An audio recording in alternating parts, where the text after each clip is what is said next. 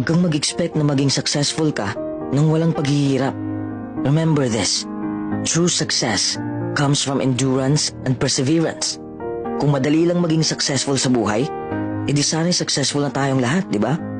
Huwag mong iasa sa swerte ang buhay mo. Invent opportunity and embrace your failures. Maraming taong hihila sa'yo pababa, pero huwag kang magpapahila sa kanila. Huwag kang makinig sa mga taong toxic. Oo, mapapagod ka sa iyong paglalakbay. Dadaanan mo ang mahihirap na sitwasyon. Darating ka sa punto na mawawalan ka na ng ganang gawin ang passion mo at mabibigo ka.